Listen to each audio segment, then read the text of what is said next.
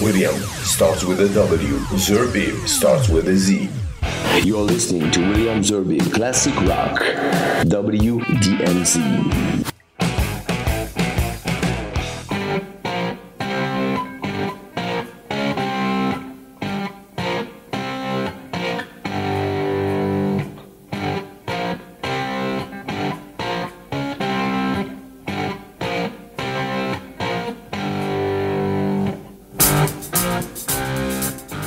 Salut à tous et heureux de vous retrouver pour ce nouveau numéro de WDMZ Classic Rock. Aujourd'hui je suis seul, mon ami David Tougiste ne sera pas là, n'a pas pu venir, on verra s'il sera là les prochaines émissions. Mais on va quand même parler de rock et de classic rock avec Christophe Delbrou qui vient de sortir un bouquin sur Steely Dan, puisque si je vous dis que l'émission sera consacrée à ce groupe, vous ne serez pas étonné puisqu'on va parler justement avec lui d'un livre qu'il a sorti qui s'appelle Steely Dan aux éditions donc du Layer, qui est sorti il y a quelques mois je pense. Bonjour Christophe Delbrook. Bonjour. Alors vous êtes c'est vrai écrivain, musicien, même enseignant d'ailleurs, et vous avez même joué, si je ne me trompe pas, avec Marcus Miller, le célèbre bassiste. Mais si je vous dis, si je vous parle de Steely Dan, c'est que, et vous allez nous en parler pendant toute cette émission d'ailleurs, puisque votre bouquin est consacré à j'ai presque envie de dire à ce duo. On en parlera d'ailleurs plus tard. Christophe Delbrook, normalement, si je ne me trompe pas, et d'ailleurs par l'intermédiaire de David Togis, vous êtes plus proche avec Zappa qu'avec Steely Dan. Alors pourquoi Steely Dan cette fois-ci ? Ah, j'ai snobé ce groupe-là pendant des années. En fait, j'avais pas vraiment écouté. J'avais jeté une oreille, mais de manière vraiment distraite. J'avais des préjugés. Et quand je me suis vraiment concentré sur l'écoute et que j'ai commencé à écouter un album, j'ai décelé tous les détails, toute la subtilité du travail orchestral, et je suis devenu un inconditionnel. Donc un inconditionnel de ce groupe.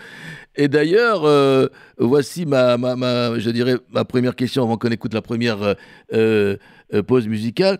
Et qui était vraiment Steely Dan ? On parle de rock progressif, de pop rock, de rock latino. On arrive difficilement à leur donner, je dirais, une étiquette. Qui était Steely Dan vraiment ? Alors, ils ont été catalogués très très tôt comme un possible groupe de jazz rock peut-être, de blues rock au début des années 70, et en fait il s'avère que c'est plutôt des fans de jazz, plutôt des fans d'orchestration très très élaborée, et donc ils sont dans le champ de la musique pop ou du rock progressif. C'est pratiquement un groupe d'avant-garde qui s'est caché sous l'étiquette pop et qui a pu innover d'une manière quasiment subliminale. Et ils ont vraiment touché le très très grand public aux États-Unis. Alors oui, ils ont d'ailleurs, je crois, vendu près de 40 millions d'albums. Ils sont au Rock and Roll Hall of Fame aussi, mais ce sont... Est-ce qu'on peut dire que c'est le Steely Dan, le produit de deux artistes, de deux génies, Donald Fagen et Walter Becker, ou est-ce que, vous savez, on dit toujours les Beatles ne seraient rien sans Lennon et McCartney, les Stones sans Jagger et Richards, et puis on peut continuer, la liste est longue. Est-ce que c'est vraiment le produit de deux artistes, ou finalement, est-ce qu'il n'y en a pas un des deux, et je pense à Donald Fagen qui ressort, parce qu'à la fin, c'est lui qui va continuer, je dirais, l'œuvre de ce groupe. Oui, bien sûr, on a pu vérifier avec les albums solo de Donald Fagen que l'âme pratiquement tout entière de Steely Dan, c'était lui. Walter Becker a travaillé sur les arrangements, sur les textes, il a apporté des touches blues très très importantes, mais l'ossature majeure, elle vient de Donald Fagen. Alors, c'est un duo emblématique parce que c'est une relation fraternelle. Ils sont extrêmement liés, ils ont ils souffrent des mêmes phobies, enfin ils sont très très proches, donc pour alimenter le travail créatif de Donald Fagen, ça a été très très important d'avoir une sorte d'alter ego.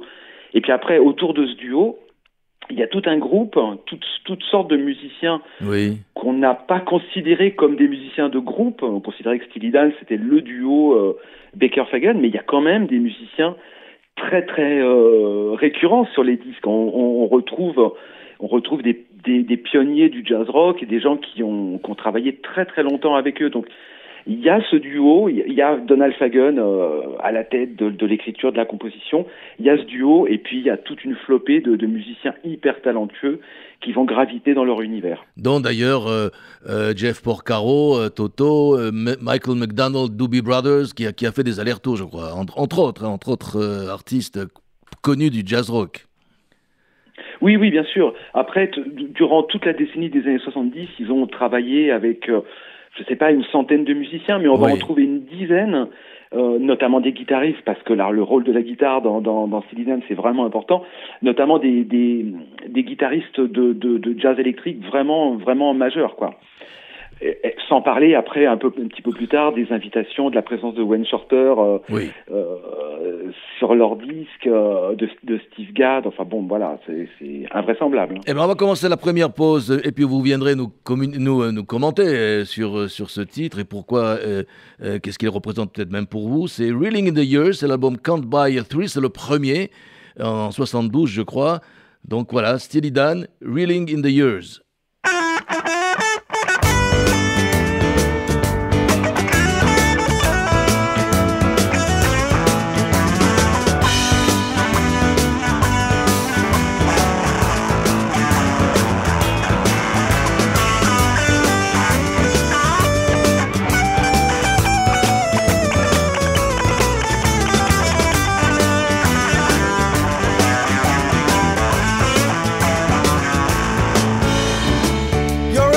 Summer, you can see it fading fast. So you grab a piece of something that you think is gonna last. Well, you wouldn't even know a diamond if you held it in your hand.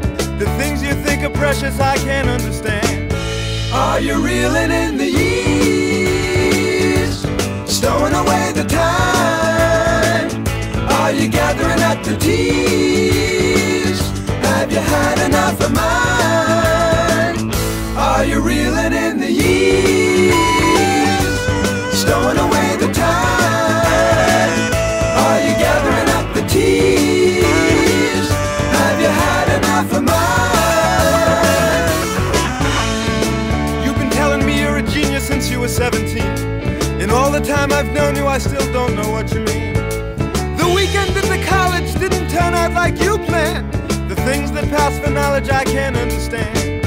Are you reeling in the years, stowing away the time? Are you gathering up the tears? Have you had enough of mine? Are you reeling in the years, stowing away the time? Are you gathering up the tears? Have you had enough of mine?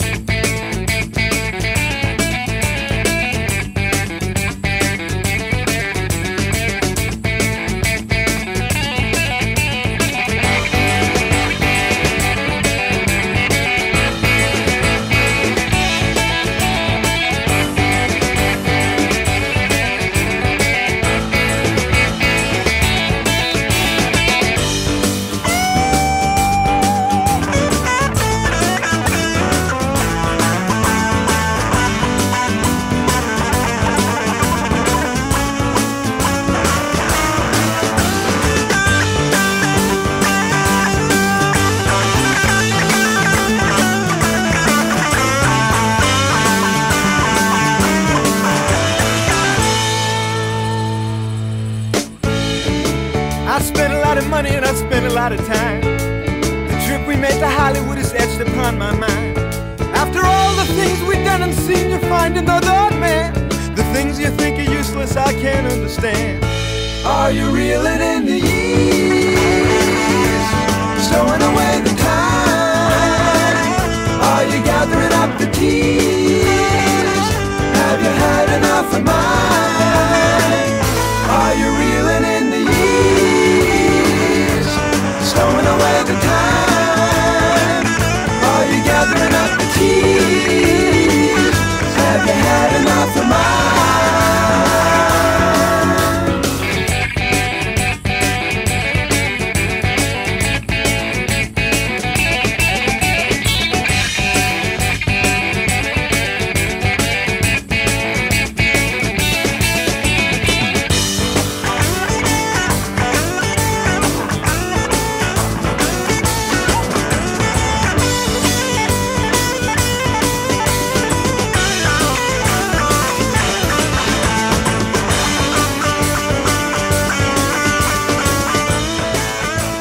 Voilà, le décor est lancé, surtout le son Steely Dan, vraiment j'adore.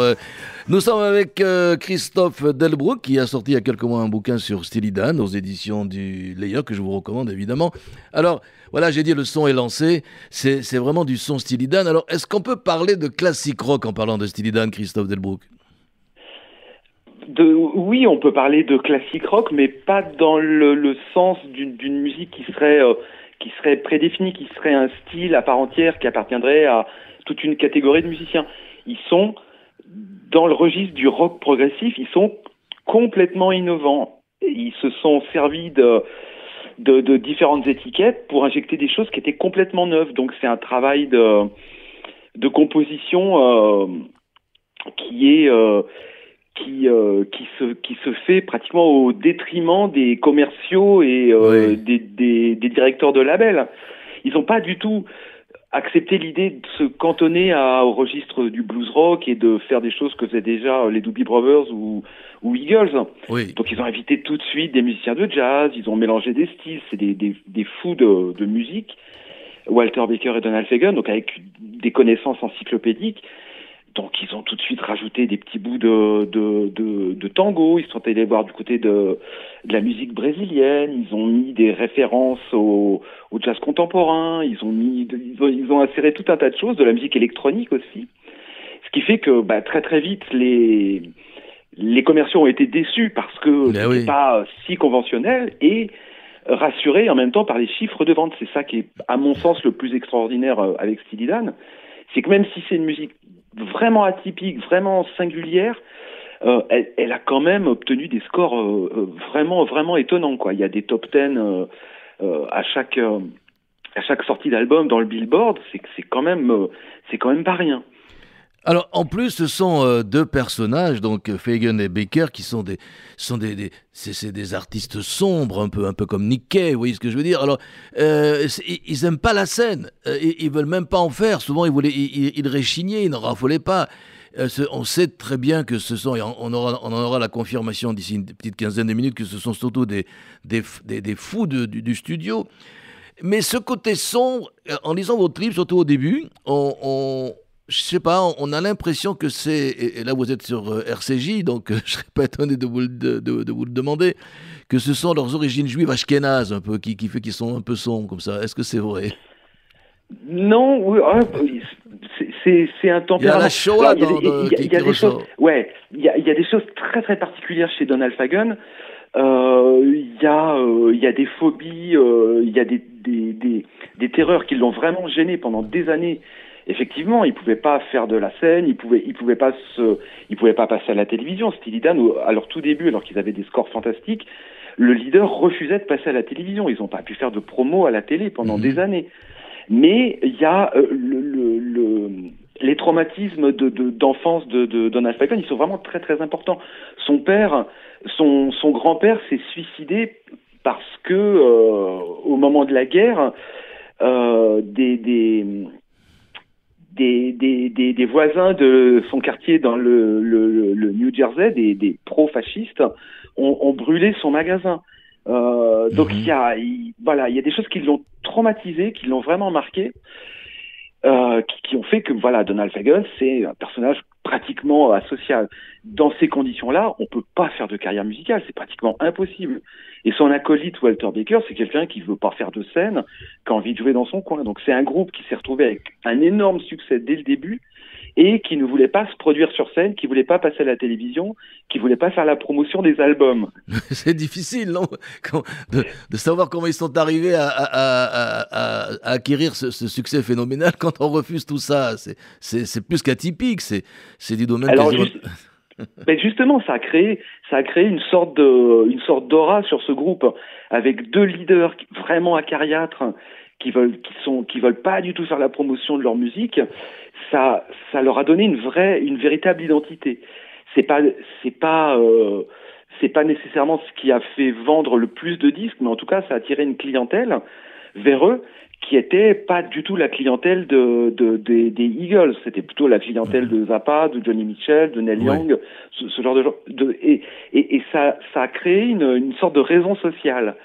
C'est ce qui a permis à Donald Fagen de continuer d'évoluer sur le même ton extrêmement ironique, très caustique. C'est un travail de Sapp sur l'Amérique contemporaine, sur ses contemporains aussi, sur le public lui-même. Il y a un travail assez acerbe, assez violent, et les gens ont accepté le personnage de Donald Fagen comme un personnage totalement noir, totalement nihiliste. C'est devenu l'un des personnages de la culture rock de l'époque.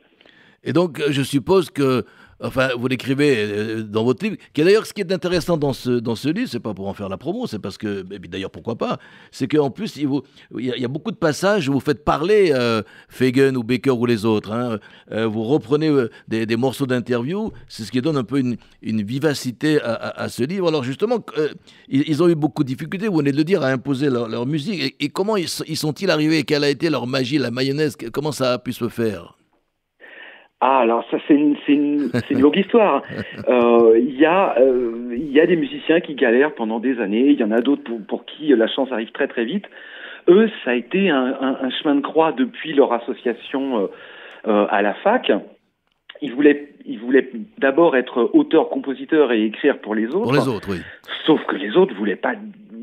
Les autres, personne n'aimait leur musique, leurs chansons de l'époque. Dans votre livre, d'ailleurs, heureusement que j'étais assis, j'ai appris qu'ils avaient écrit avec Burt Bacharach pour Petula Clark à un moment donné. Ah, mais de toute façon, à l'époque, oui, il fallait être capable d'écrire pour des sucreries pour les chanteuses. Ils ont enregistré pour Barbra Streisand. Aussi, oui. Mais leur optique, c'était de toute manière pas nécessairement d'écrire des choses sur mesure pour d'autres artistes ou pour des vedettes. Hein. Ils voulaient pas écrire sur mesure. Ils voulaient écrire exactement comme ils l'entendaient et trouver des gens qui puissent l'interpréter, qui puissent interpréter leurs chansons. Et ils n'ont pas trouvé ces personnes-là. Ils ont donc été obligés de s'y mettre. Fagen n'était pas chanteur, il s'est improvisé chanteur. Et voilà, ils ont démarré par eux-mêmes. Ils ont été les premiers interprètes de leurs chansons. C'était pas du tout leur souhait. Eh ben, on va écouter un titre un méga titre, un grand standard. Ricky Don't Lose That Number, c'est toute une histoire d'ailleurs parce qu'il s'était amouraché d'une fille, vous le racontez dans ce livre, et puis la fille n'en voulait pas, enfin, il lui avait laissé un petit mot, enfin, ça n'a pas marché, ça a été il a reçu un vent, comme on dit, si je ne me trompe pas, il en a fait une chanson de l'album qui, moi, m'a fait découvrir ce groupe. On est en, je crois, 1974. L'album, c'est Pretzel Logic, encore une allusion au monde juif. Et on va écouter donc Ricky Don't Lose That Number.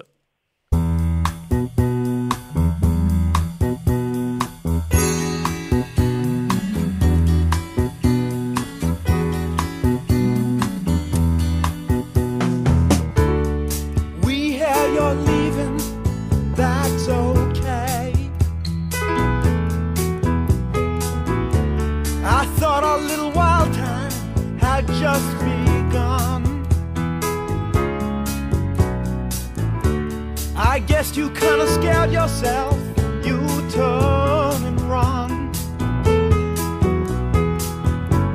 But if you have a change of heart, Ricky, don't lose that number. You don't wanna call nobody else.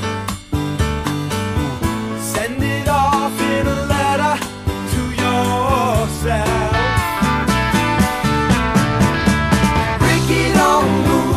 Number, it's the only one you want. You might use it if you feel bad.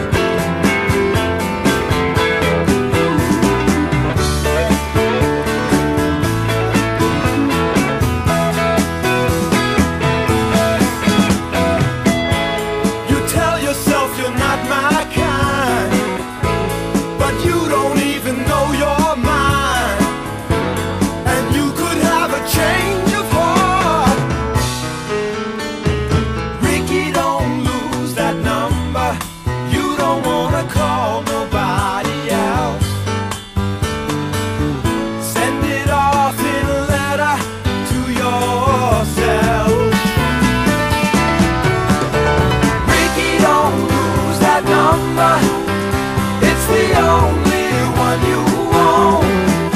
You might use it if you feel better. When you get home, Ricky Don't Lose That Number, l'album Pretzel Logic. Nous parlons de Steely Dan et nous faisons écouter du Steely Dan sur WDMZ Classic Rock avec Christophe Delbrook qui a écrit donc un livre sur Steely Dan aux éditions du Layer.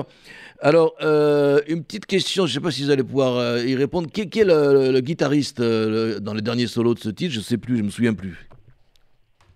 Quel est le guitariste Ouais, là est-ce que vous- dans est-ce que- Pretzel Logic? Ouh là là là là. Bon, c'est pas grave. Je me C'était- souviens pas parce qu'il y en a 5-6 Oui, mais par album. c'est ça, voilà. Et des fois, ça défilait, ils n'étaient pas contents, ils allaient en chercher un autre, donc c'est compliqué. Non, parce que j'aime beaucoup le solo, c'est pour ça que je disais ça.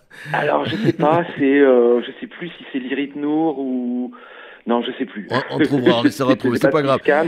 Non, mais c'était pas une colle, hein, du tout. Alors, on en a un peu parlé. Ce qui caractérise ce groupe Steely Dan dans la musique qu'on vient d'écouter et carrément dans toute leur œuvre, c'est cette espèce de sophistication, j'ai même envie de dire cette maniaquerie dans la production, ce perfectionnisme.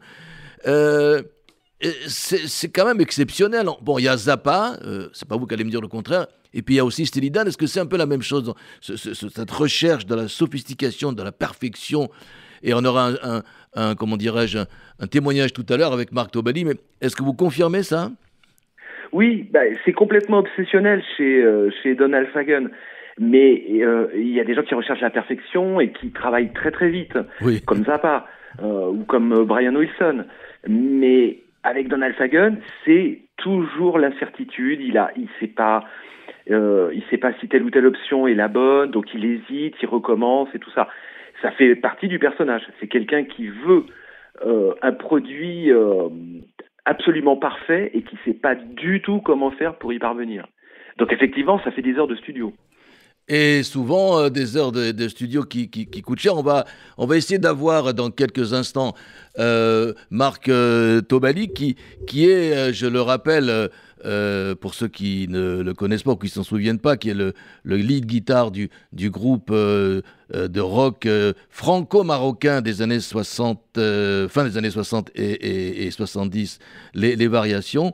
Et Marc Tobali, que l'on va avoir au téléphone dans quelques instants, me racontait ça il y a quelque temps. Il m'avait raconté autour d'un café sa rencontre en studio avec ce duo, avec ce duettiste Fagen et Becker, et c'était absolument incroyable parce que justement, je ne sais pas si on peut l'avoir. Est-ce qu'on peut avoir Marc Tobali?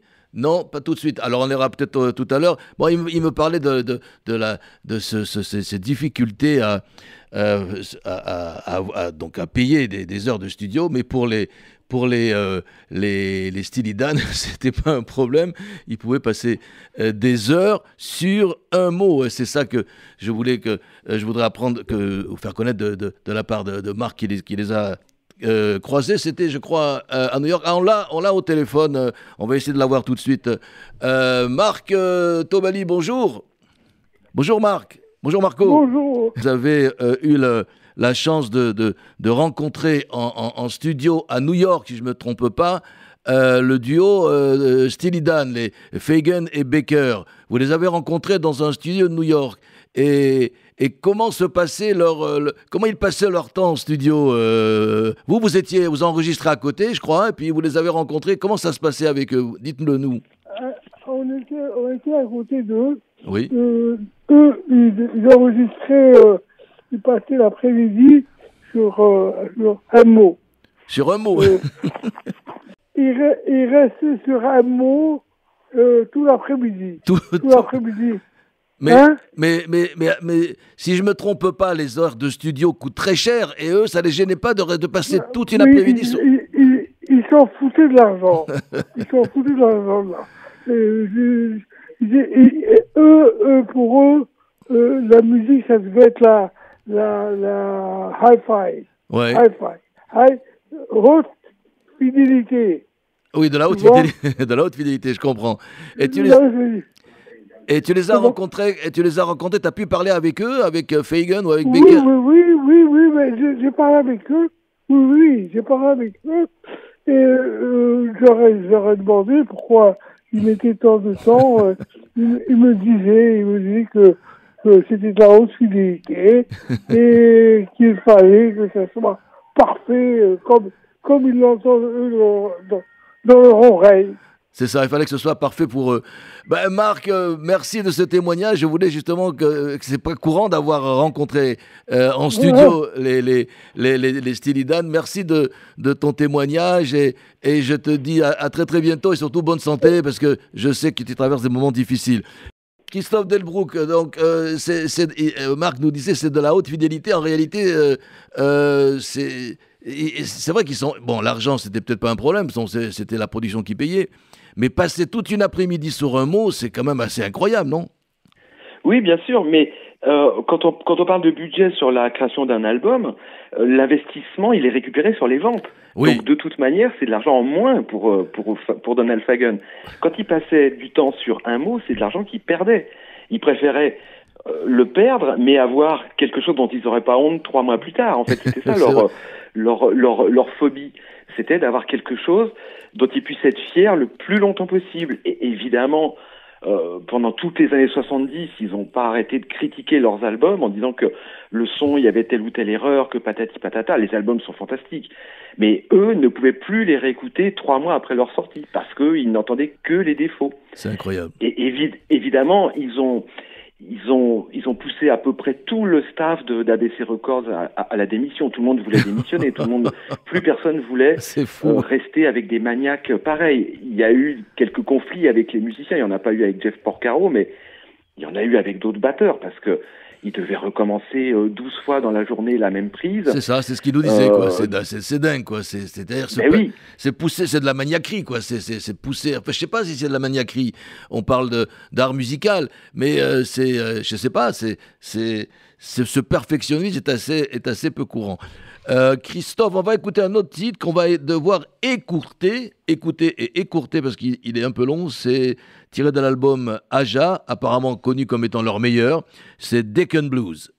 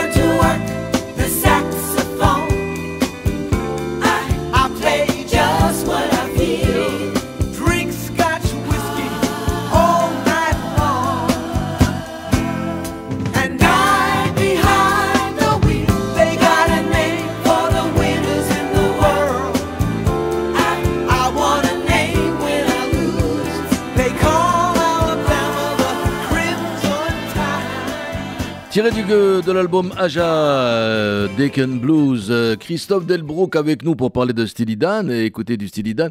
Là, en écoutant ce morceau, c'est moins du blues que du californien ou du Bee Gees presque. Hein. Je ne sais pas si c'est votre avis.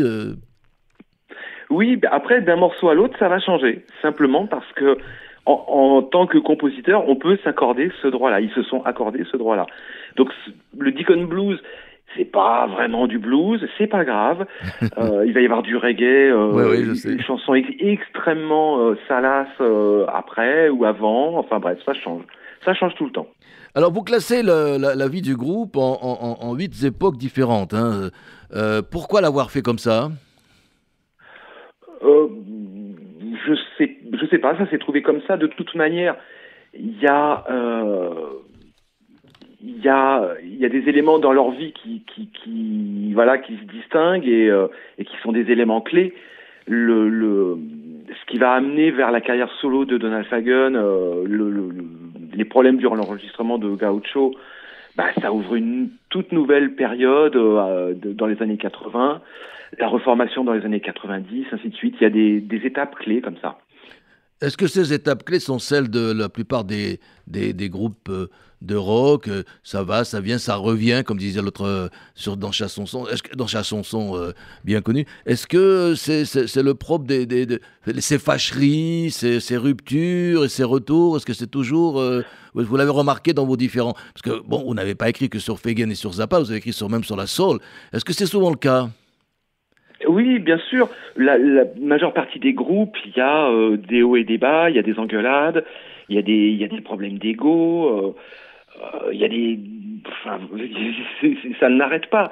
Enfin, c'est un micro-couple, Walter Baker, Donald Fagen. Ce qui leur est arrivé dans les années 80, c'est que Walter Baker était addict aux drogues dures. Mm-hmm. Depuis pas mal de temps, et puis sa petite amie de l'époque a fait une overdose. Il n'a pas vu venir, il n'a pas du tout géré les choses, et Donald Fagen a décidé en représailles de le priver de son amitié, de ne pas l'aider. C'était vraiment sa punition. C'est horrible. Ce qui a permis à Walter Baker de s'enfuir d'abord à Hawaï, et puis de réfléchir et de changer. Quand il est revenu, il était débarrassé de tout ça, et ils ont repris comme si de rien n'était. Ça a pris 10 ans quand même. Oui, mais les drogues, c'est un sujet qui fâche pour Donald Fagen.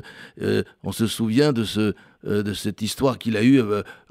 Il a été traumatisé de son passage en garde à vue parce qu'ils avaient trouvé du shit au lycée. Enfin, il y avait toute une histoire au lycée. Est-ce que vous voulez la raconter, cette histoire? Et puis... Ah oui, alors, c'est ça. Quand à l'université, à l'université, pardon.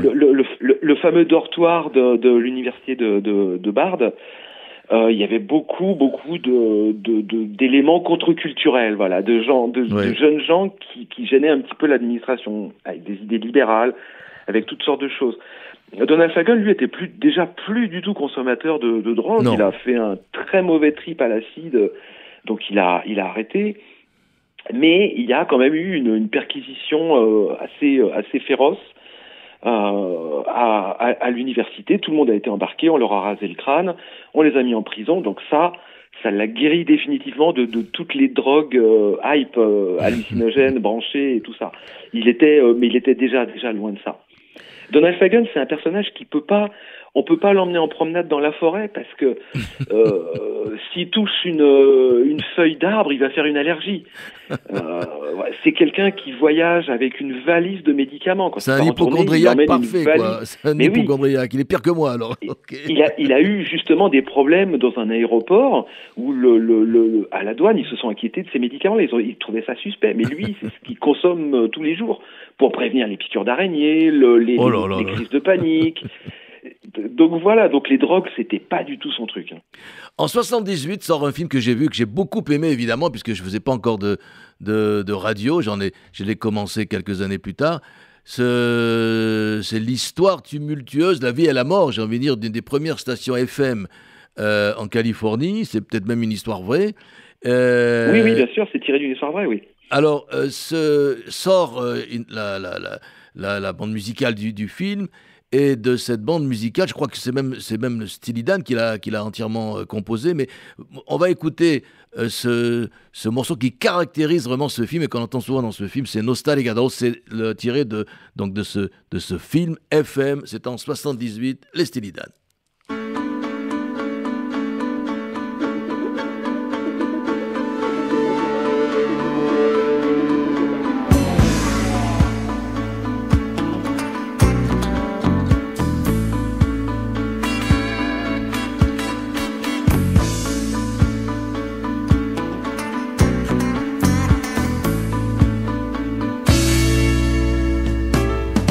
Bury the bottle, mama. It's grapefruit wine. Kick off your high heel sneakers. It's party time. The girls don't seem to care what's on, as long as they play till dawn. Nothing but blues and Elvis and somebody else's favorite song. Give her some funked up music, she treats you nice. Feed her some hungry reggae, she'll love you twice. The girls don't seem to care tonight, as long as the mood is right. No static, no static, no static. Hey, no static at all.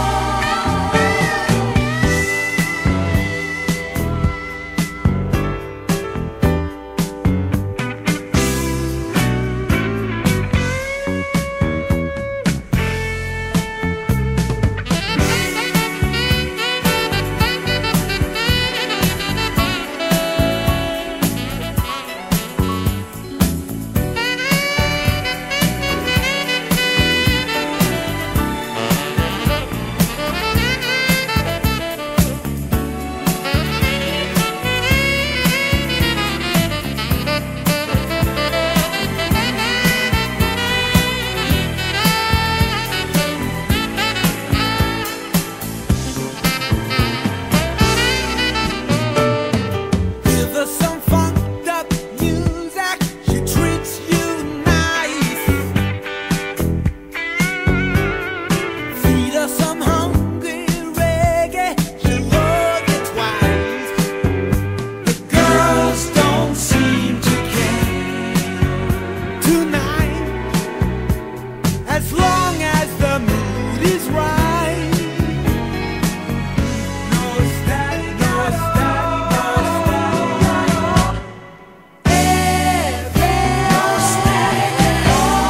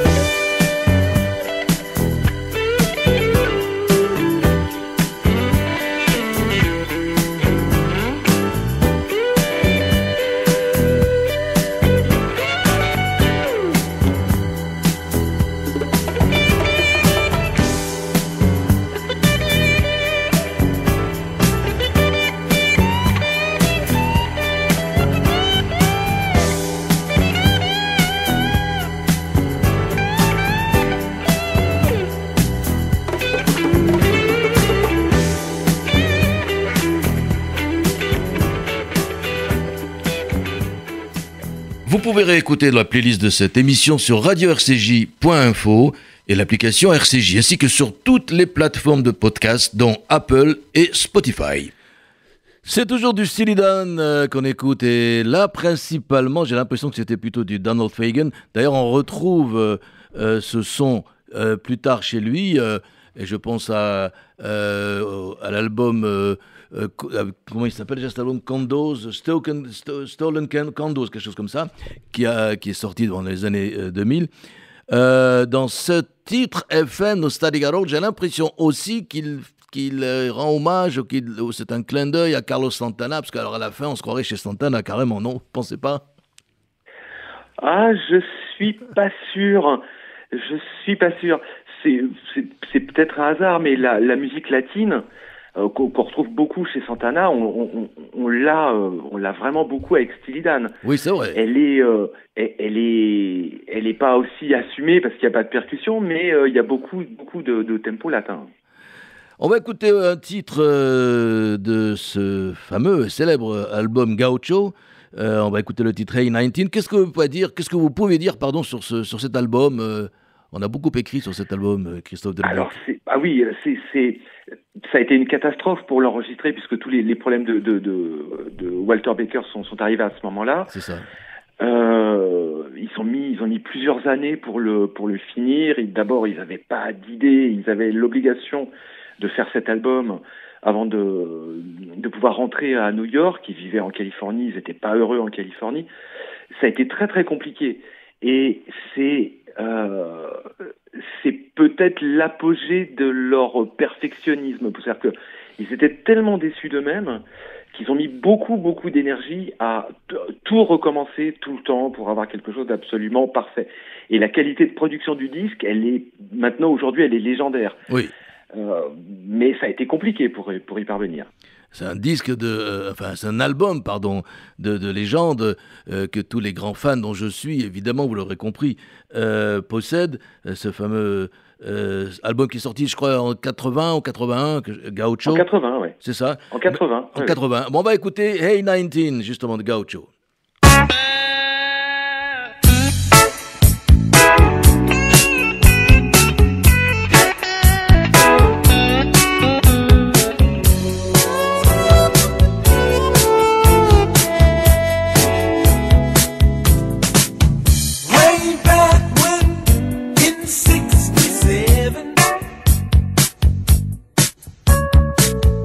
I was a dandy, yeah, my kind.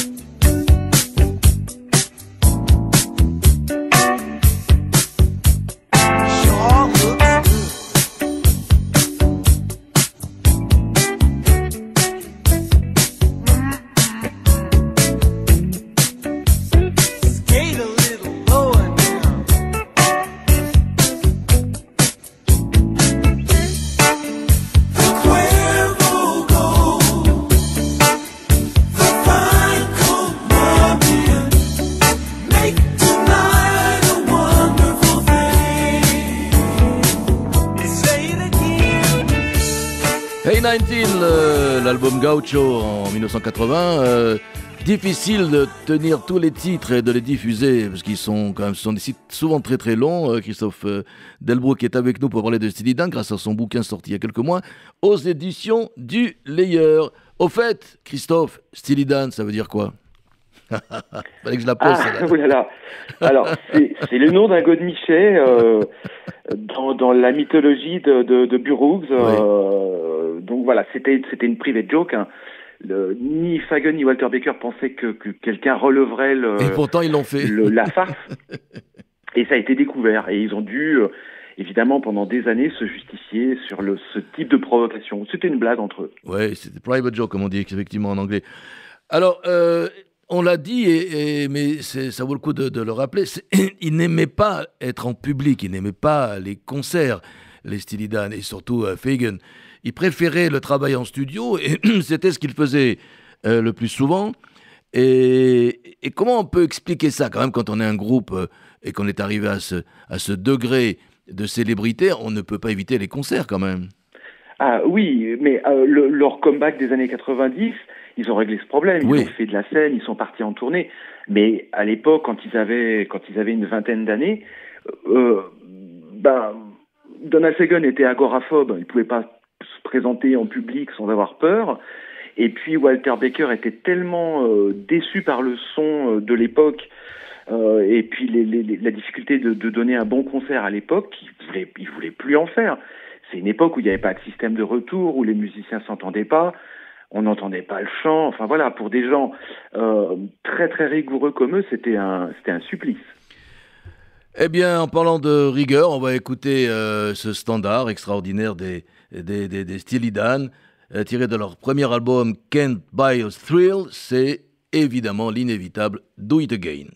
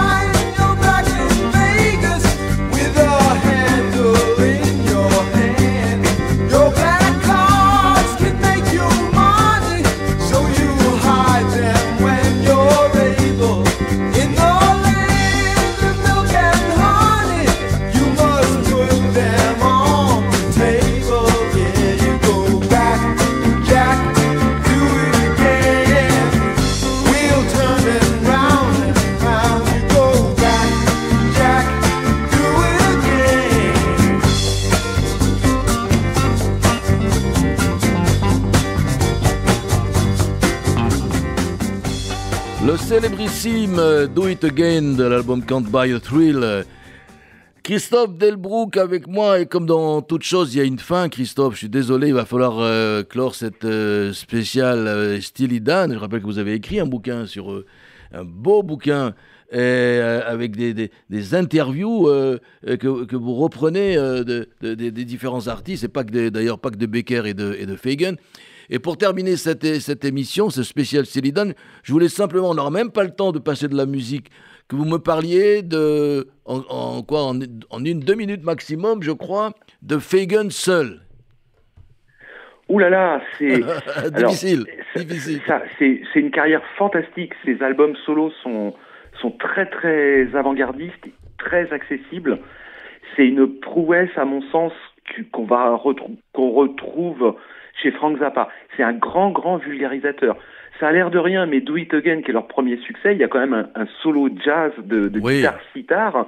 On peut rendre hommage à Denis Dias, leur premier guitariste. C'est quand même un type qui les avait engagés à l'époque où ils n'avaient pas de boulot. Et en une répétition, ils ont fait partir tout le reste du groupe. Ils refusaient de jouer le répertoire. Ils voulaient pas donner de concert. Ils voulaient simplement que Denis Dias soit leur guitariste. Et il a accepté. Il a perdu son groupe. Il les a suivis partout et ça a fini par marcher.